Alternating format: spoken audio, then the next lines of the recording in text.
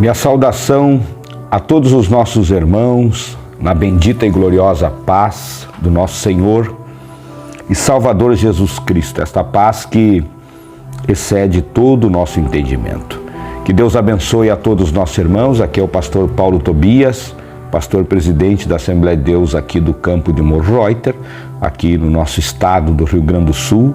Que Deus abençoe a cada um dos nossos irmãos que estão sempre conosco, aprendendo da palavra de Deus. Nós estamos na lição de número 10, do dia 4 de dezembro de 2022, a lição da nossa escola bíblica, né, que nós temos aqui. E o tema da nossa lição é a restauração nacional e espiritual de Israel. Nós estamos no nosso quarto trimestre, né, falando sobre a justiça divina e a preparação do povo de Deus para os últimos dias no livro de Ezequiel. Então esse tema que nós estamos aprendendo hoje está no livro de Ezequiel, capítulo 37, desta passagem tão conhecida nossa, dos leitores da Bíblia, né, que fala do vale de ossos secos, né, a restauração nacional e espiritual de Israel, né. Esse é o tema da nossa lição, onde estaremos aqui aprendendo, também estaremos aqui aprendendo sobre alguns tópicos, né. O primeiro tópico é sobre o significado do vale de ossos secos. O segundo tópico é sobre a dispersão dos judeus sobre as nações. E o terceiro tópico e último tópico é sobre o milagre do século XX, né? Lógico, nós vamos estudar apenas superficialmente, né? Não muito profundamente, até por questão do nosso tempo, mas nós vamos meditar na palavra do Senhor falando sobre esse tema desta bela lição da nossa escola bíblica dominical do dia 14, do dia 4, né, de dezembro de 2022, a lição de número 10. Fala da restauração nacional e também espiritual do povo de Deus, do povo de Israel, a nação que foi uma nação escolhida por Deus, né? A nação que tem como pai Abraão, né? Aquele homem que a Bíblia fala, diz a palavra de Deus que foi um homem que foi chamado por Deus, né? E Deus disse para ele sair da sua parentela e ir para uma terra que Deus haveria de lhe mostrar. E essa terra exatamente é o lugar aonde hoje está a nação de Israel, povo de Israel, descendentes de Abraão. Então o tema da nossa lição é a restauração nacional e espiritual de Israel. Por que restauração, né? A restauração é algo que precisa ser restaurado, né? Quando a gente olha um monumento que a gente escuta muitas vezes reportagens, porque aquele monumento, ele devido ao tempo foi corroído, foi deixado de ser cuidado, né? E às vezes até mesmo pelo próprio tempo, mesmo sendo cuidado, mantido, ele necessita ser restaurado. Assim estava o povo de Israel como nação, né? Estava uma nação que nós vamos aprender hoje que estava realmente como esse vale de ossos secos, estava ali sem nenhuma esperança, estava como um vale tomado de ossos secos, ali não tinha vida, ali não tinha esperança nenhuma. Foi a visão que Ezequiel teve da nação de Israel, né? Toda esta nação, ela havia sofrido, né? Havia passado por adversidades, né? Os babilônicos haviam tomado esta cidade, e o povo de Israel estava como escravo na sua época, né? E também nós vamos aprender que esse povo de Deus, ele sofreu, né? Ele passou por grandes adversidades, esse povo, eles sofreram, ali Israel experimentou a diáspora, que quer dizer dispersão, né? Eles ficaram longe da sua terra por 2 momentos, segundo a história. Passaram através aí do povo da Babilônia, né? E também através dos assírios, né? Que perseguiram e que deixaram o povo de Israel longe da sua pátria, longe da sua terra, sem nenhuma esperança. O texto áureo da nossa lição está em Romanos, capítulo 11, versículo de número 26, que diz: assim todo Israel será salvo, como está escrito, de Sião virá o libertador, e desviará de Jacó os desviará de Jacó as impiedades, né? Então, o povo de Israel, eles necessitavam de um libertador, né? Necessitavam que viesse alguém que viesse libertar. Aquele que, diz a Bíblia, que ele veio para buscar e para salvar o que se havia perdido, né? Aquele que, diz a Bíblia, que é o grande libertador, que é o nosso Senhor e Salvador Jesus Cristo, né? O povo de Israel necessitava que viesse alguém para libertá-los, né, da opressão, né? E nós vamos também aprender aqui nessa lição que ainda falta a segunda parte da restauração, que é a parte em que irá soprar o vento, né? Em que o povo de Israel, aí sim, no final dos tempos, né, irá reconhecer a Jesus Cristo, aquele que veio. Porque hoje, como nação, os irmãos que estudam a Bíblia sabem que, como nação, Israel ainda não conhece a Jesus Cristo como o Salvador, como aquele que veio para libertar, como está escrito aqui em Romanos 11, 26, né? E assim todo Israel será salvo, né? Salvo por Jesus. Como está escrito, de Sião virá o libertador. Quem é esse libertador? É o Senhor Jesus, né? E desviará de Jacó as impiedades, né? Vai desviar de Jacó toda a impiedade desse povo. E nós sabemos que a escatologia bíblica nos ensina que lá, depois dos 3 anos e meio da grande tribulação, Israel sim irá não reconhecer agora o anticristo, né? Aquele que vai entrar no templo, mas vai reconhecer ao Senhor Jesus Cristo, aquele que eles vão clamar, e Jesus virá juntamente com a sua igreja, né? Para pelejar então pelo seu povo. A lição bíblica está no livro de Ezequiel, capítulo de número 37, né, que fala: e veio a mim a mão do Senhor, e o Senhor me levou em espírito e me pôs no meio de um vale que estava cheio de ossos, e me fez andar ao redor deles, e eis que eram muito numerosos sobre a face daquele vale, e estavam sequíssimos. Como já falamos aqui, não tinha nenhuma esperança mais para o povo de Israel. Eles estavam agora sozinhos, eles estavam sequíssimos, e Ezequiel agora é levado em espírito. A introdução diz assim: a lição de hoje é um estudo sobre a restauração nacional e espiritual de Israel. A visão que Ezequiel teve no Vale de Osso Seco descreve numa linguagem metafórica como Israel voltará a ser uma nação soberana, reconhecida na comunidade internacional. Ou seja, a palavra profética completa uma restauração completa, política e espiritual, né? Então quer dizer que quando o profeta está profetizando, ele está profetizando uma palavra profética completa, uma restauração completa, uma restauração política e também uma restauração espiritual. Isto é, esse povo seria reconhecido politicamente pelas nações, pelos homens, e também seria reconhecida espiritualmente, né, perante Deus, perante aquele que irá soprar o vento e que fez esse grande milagre que Ezequiel viu. Qual foi o milagre que Ezequiel viu, né? A Bíblia diz que Ezequiel foi levado em espírito a um vale que estava tomado de ossos secos.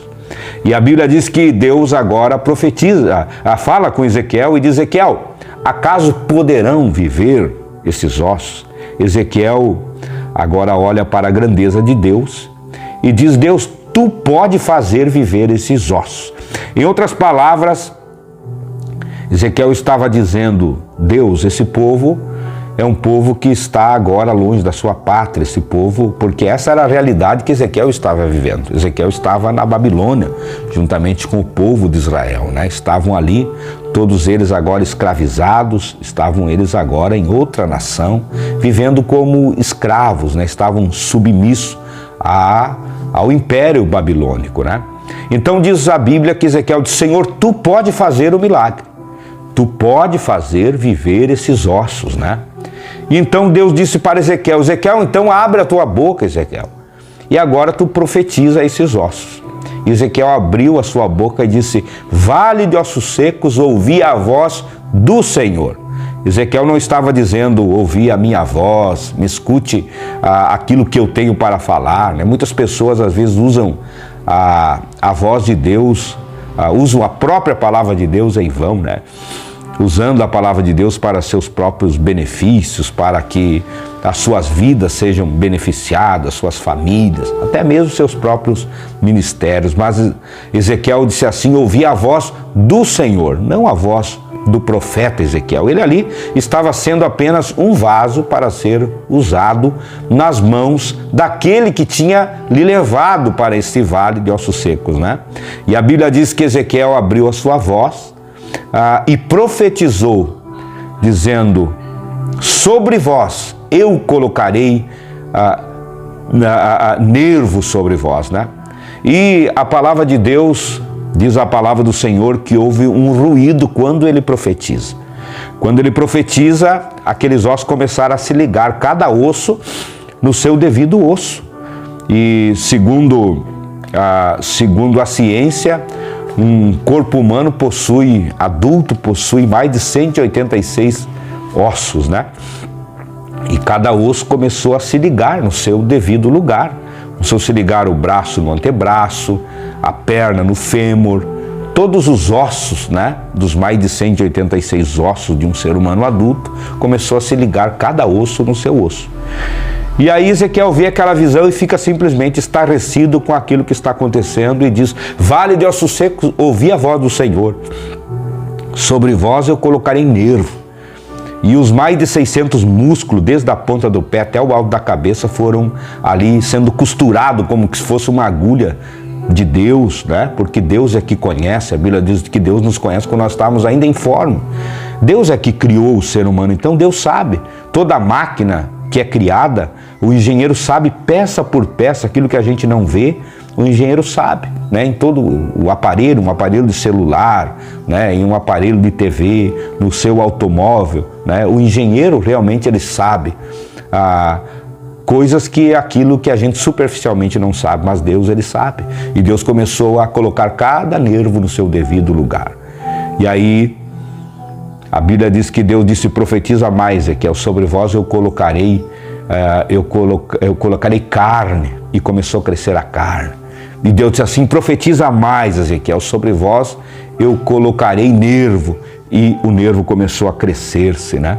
E ficou bonito aquele boneco que estava no chão. Tinha olhos, tinha boca, tinha ouvido, né? Tinha mãos, tinha pé, né? E diz a Bíblia que estava aqueles ossos ali ao chão. E Ezequiel olhou e viu aquele boneco todo bonito, que estava ali bem ajeitado, né? E isso tem uma representação espiritual que nós vamos entender agora no tópico do número 1, que fala sobre o significado do vale de ossos secos.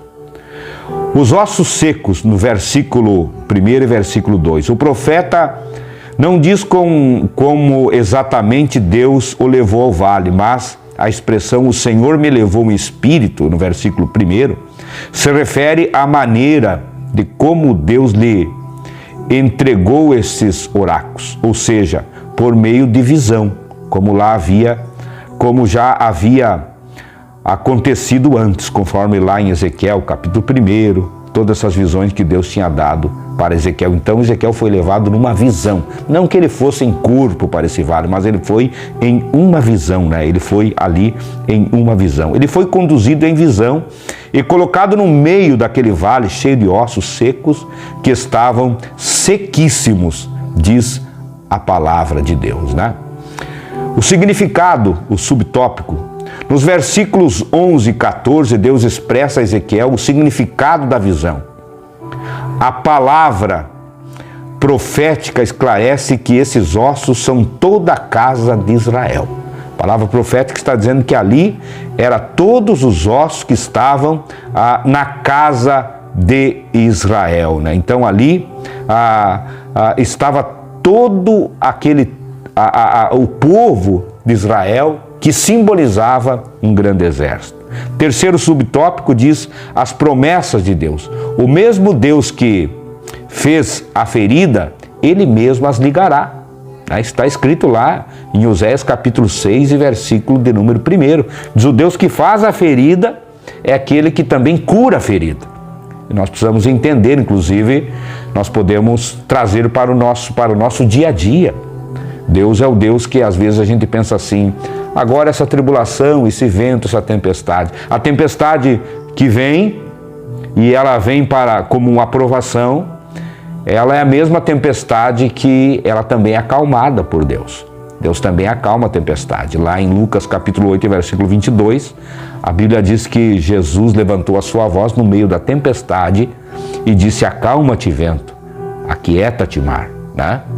E alguns enfermos que apareceram na Bíblia, né? Até como o profeta profetizou aqui, o profeta Ezequiel, né? Que fala de que os pais comeram uvas verdes, né? E agora os próprios filhos, né? Agora iriam estragar os seus dentes. Israel tinha esse pensamento que quando os pais pecavam, a geração automaticamente pagava pelos pecados, mas não foi isso que Jesus disse quando ele viu aquele cego, né? Que a Bíblia diz, alguém chegou e disse assim: foram seus pais que pecaram? Não, Jesus disse: não, nem os seus pais não pecaram, mas isto aqui aconteceu para a glória de Deus. Jesus estendeu as suas mãos e o cego ficou curado. Então, o Deus que faz a ferida é o que também Ele cura a ferida, né? Esse terceiro subtópico, ele é muito importante, que fala das promessas, da promessa de Deus, né, para o seu povo, né? A dispersão de Israel entre as nações é identificada como o Vale de Osso Seco, né? Essa dispersão do povo de Deus, né? Quando esse povo aí fica disperso, ela está simbolizando, né, nesse Vale de Osso Seco. Esse povo, quando houve a diáspora, né, que quer dizer dispersão, esse povo agora, eles ficaram como aquele Vale de Osso Seco, né? A visão vislumbrada, a restauração nacional e em seguida a espiritual, né? Então, quando esse Osso Seco foi ali agora restaurado, está falando a visão da restauração nacional e em seguida a restauração espiritual. O segundo subtópico fala sobre a dispersão dos judeus entre as nações, né? Que fala da diáspora de Israel e Judá. A dispersão, né? Esse povo que sofreu e que começou no ano 605 a.C., com o rei Nabucodonosor, né? Que subordinou esse povo, né? Ao rei Joaquim, né? Que era o rei de Judá, e aos babilônicos, conforme está lá no livro de 2 Reis, capítulo 24, e Daniel, capítulo 1, versículo 2, né? O cativeiro assírio, que foi a segunda dispersão, que foi no ano de 722 a.C., faz parte da primeira, faz parte também aí da primeira dispersão, né? E também aí a segunda dispersão foi a dispersão Pérsia, né? Que nós encontramos aí mesmo com o fim do cativeiro de Judá por meio do decreto do rei. Sobre a dispersão dos judeus entre as nações, a diáspora de Israel e Judá, a primeira diáspora começou em 605 a.C., quando o rei Nabucodonosor subordinou Joaquim, rei de Judá, aos babilônicos, conforme está em 2º livro de Reis, capítulo 24, versículo 1, versículo 2. E Daniel, capítulo 1, versículo 1, versículo 2. O cativeiro assírio de 722 a.C. faz parte da primeira dispersão, conforme está em 2º Reis, capítulo 17, versículo 23. Mesmo com o fim do cativeiro de Judá, por meio do decreto de Ciro, rei da Pérsia, em 538 a.C., conforme está em 2 Crônicas, capítulo 36, versículo 20, a maioria dos judeus jamais retornou à terra de Israel. Desde então, eles continuaram por toda parte. Nos tempos do Novo Testamento havia comunidades judaicas nos grandes centros urbanos, no vasto Império Romano. Então, a profecia de Ezequiel se refere a uma diáspora posterior. Segundo subtópico, o renascer de Israel. O retorno dos judeus, que se refere à profecia, diz respeito à segunda diáspora, anunciada de antemão pelo Senhor Jesus, conforme está lá no livro de Lucas, no capítulo 21, versículo 24. Essa dispersão judaica durou mais de 1.800 anos, sendo iniciada no ano 70 depois de Cristo, por ocasião da destruição de Jerusalém pelos romanos, e foi concluída com a fundação do Estado de Israel no dia 22 de novembro de 1947, quando o povo de Israel foi reconhecido segundo as Nações Unidas, né? As Nações Reunidas, elas reuniram-se, a Assembleia Geral das Nações Unidas, e foi presidida por um brasileiro, né? Por Oswaldo Aranha. Por isso, o Brasil tem uma promessa de ser abençoado, porque a Bíblia diz assim: eu abençoarei aqueles que vocês abençoarem e amaldiçoarei aquele que vocês amaldiçoarem. Então o Brasil tem uma promessa por ter sido Oswaldo Aranha o secretário que assinou, que oficializou esse povo, né? Que oficializou o povo de Israel a partir do ano de 1947 ser reconhecido como uma nação, né? Então o Brasil tem uma promessa aí de Deus, né? E nós precisamos crer e confiar, e sabemos nós que realmente nós temos esta promessa, né, de sermos abençoados, porque nós também abençoamos o povo de Israel, né? Infelizmente hoje tem grupos, né, inclusive grupos políticos, que não querem abençoar o povo de Israel, porque estão indo na contramão do que diz a Bíblia, né? Infelizmente querem ser amaldiçoados, mas nós que cremos em Deus e confiamos nas promessas do Senhor, queremos abençoar o povo de Israel, né? Porque a Bíblia diz que bendita é a nação cujo Deus é o Senhor, né? Então, o terceiro tópico fala sobre o milagre do século XX, né? Fala sobre o testemunho de Deus para com o mundo, né? Israel, uma testemunha contínua de Deus à terra, né? As potências estrangeiras que levaram os filhos de Israel à diáspora, diz o profeta Jeremias, que vão desaparecer da terra. Isto se cumpre hoje, né? Essas potências, né? Reinos assírios, babilônicos, né? Romanos, todos desapareceram. Porém, o povo de Israel continua de pé, porque o que é de Deus permanece, né? Segundo subtópico, o status de Jerusalém, né? Que fala desse status de Jerusalém entre as nações, né? As potências estrangeiras pressionam o governo de Israel sobre o status de Jerusalém. Todos, né, ficam preocupados, né, sobre o status que tem Jerusalém. Hoje Jerusalém é a cidade mais visada da terra, né?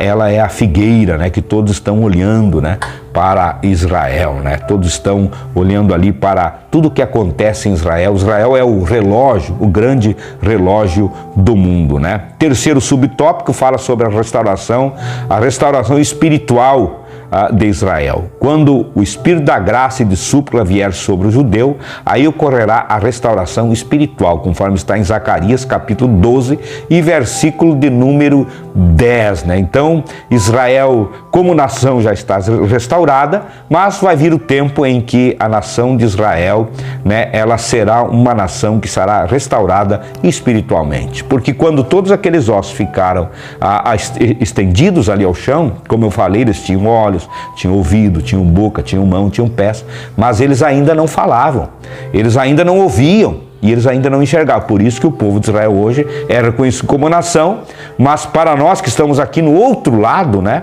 na outra extremidade aqui da terra, muitos ficam, né, apavorados. Como que o povo de Israel não reconhece Jesus, que foi lá nessa nação que nasceu Jesus, foi lá em Jerusalém que Jesus Cristo foi crucificado, lá está o túmulo vazio que Jesus ressuscitou, mas eles não estão enxergando. Eles têm olhos, mas ainda não vê. Eles têm ouvidos, mas ainda eles não ouvem. Eles têm boca, mas ainda eles não se pronunciam, eles não falam. Eles têm mão, mas ainda eles não conseguem levantar suas mãos para adorar a Deus. E nem pés para se mover. Porém, a Bíblia diz que soprou. Aí Deus diz para Ezequiel: Ezequiel agora profetiza para os quadrantes da terra para que soprem o vento sobre esses ossos. E aí desses quadrantes soprou o vento, que é o vento do Espírito. E esse vento, esses 4 ventos representam o vento da restauração, da regeneração, da direção e o vento do Pentecoste. A Bíblia diz que estavam todos reunidos no dia de Pentecoste, no livro de Atos dos Apóstolos, e entrou naquela casa um vento veemente e impetuoso e encheu toda a casa. E todos foram cheios do Espírito e começaram a falar em línguas, conforme o Espírito Santo concedia que falasse, ao ponto de Pedro se levantar e dizer: esses aqui não estão embriagados. É uma promessa que está lá em Joel, e que nós sabemos está em Joel capítulo 2, que diz: nos últimos dias eu, diz o Senhor, derramarei do meu Espírito sobre toda a carne, e vossos filhos e vossas filhas profetizarão. Que Deus te abençoe, e não esqueça de se inscrever no nosso canal, Escola Bíblica e Dominical, né? Nós toda semana estamos trazendo as lições bíblicas, né? E essa lição muito importante, nós estivemos aqui explanando aqui um pouquinho sobre a lição de número 10 do dia 4 de dezembro de 2022, que fala da restauração nacional e espiritual de Israel, né? Que Deus te abençoe, não se esqueça de se inscrever no nosso canal, Pastor Paulo Tobias.